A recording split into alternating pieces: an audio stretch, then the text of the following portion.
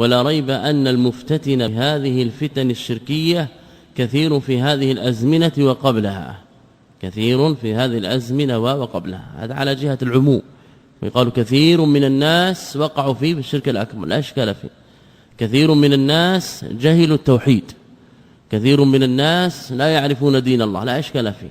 أما إذا جئت في الأعيان فثم مسألة أخرى، فلا يخلط بين المسألتين. فكلام العلم على جهة العموم الإطلاق كما قال تعالى ولكن أكثر الناس لا يعلمون إلى آخره، مواضع عديدة. لكن إذا جاء إلى الأعيان حينئذ لابد من ماذا؟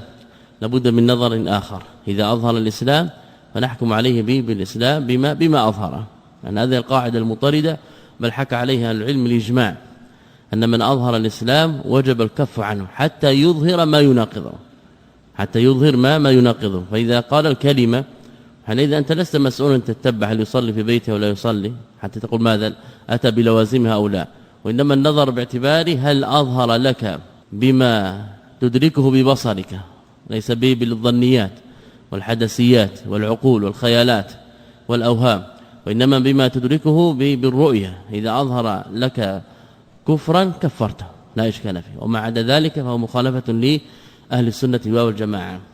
قال رحمه الله تعالى ولا ريب أن المفتتن بهذه الفتن الشركية كثير في هذه الأزمنة وقبلها، فسلكوا سنن من كان قبله من المفتونين